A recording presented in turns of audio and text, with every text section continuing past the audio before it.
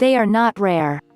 Every single human being on the planet is evolving spiritually, whether we see them as good or bad. No soul is intrinsically good nor bad. All souls are one, yet separate. Paradoxical of course, but profoundly true if you understand the nature of duality and oneness at the same time. Having said that, there are dysfunctional people, with damaged psyche, traumatized souls through genetics, life experiences or karma. This has to do with the ego, self, our identities, masks and role play. It has nothing to do with souls or spirit. As a collective, we are responsible for the level of dysfunction in the world. At the moment the collective is scoring low on all fronts. Why? Because the masters and awakened are flaky.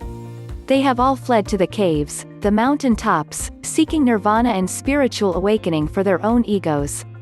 My opinion is that the real awakening takes place when you understand the meaning and importance of the one thing that will raise the consciousness of the collective.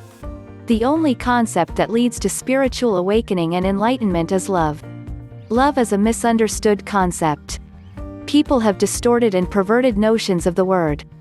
Love requires intention and the exercising of our gift of free will. It is non-judgmental and involves the sacrifice of ego with the intention of seeking the highest good and upliftment of the beloved.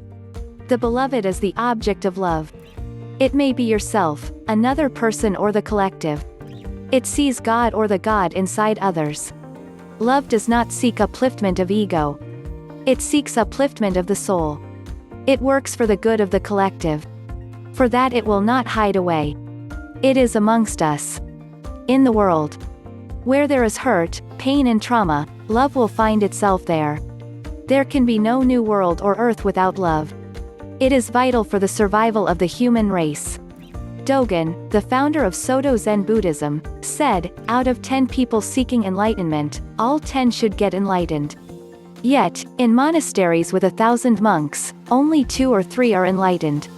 People strive to become enlightened or one with God. The thing is, you can't stop being one. The problem is your ego. When babies are born, they cannot tell where they end and everything else begins. They must be taught to differentiate between themselves and everything else. Everyone around them teaches them to see themselves as different from everything else, even though they aren't. They learn to block out that knowledge, that we're all one, and to focus on all the differences. Over time, we forget we're all one, and relate to the world dualistically. Then, the whole spiritual journey back to seeing something they were born seeing begins. People are too attached to their viewpoint of being separate to see we're all one. And that is the only reason everybody isn't enlightened or fully awakened, their attachments that they won't let go of. You are always fully one with all of reality. You can't ever stop that. But you can ignore that, to be separate, to run your game. And, people are too attached to their game to let go. We develop mental habits that keep this illusion going. We get attached to our desires, and refuse to let go. There's a monkey trap. Put a piece of fruit in a jar with a narrow neck. The neck is large enough to let the monkey reach in, but once he grabs the fruit, he can't pull his hand out. He won't let go because he wants the fruit, so he's caught. That's why everybody isn't enlightened. We have a huge industry here on Earth that feeds us the idea we're separate, and you need all this stuff to be happy, and so we stay unenlightened. It's really not hard. If you aren't enlightened, you're just too attached to your ego. Let go. Break all your bad habits. You are already one. Because the process is vague and there is little understanding how to safely replicate it. Thanks to neuroscience we now have a better understanding of PNSE states, and how the transition to instinct involves bridging the superior colliculus to transition completely to an instinctual state of being, albeit one that quickly adapts to its new instinctive environment, society. The old texts are vague. Some are written shorthand because language was seldom used and replicating them was labor-intensive, think bamboo sticks etc.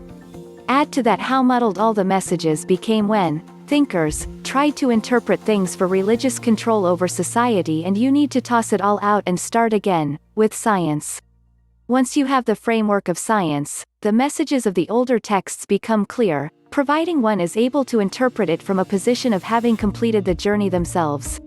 When you are on the outside looking in, all you see is white noise.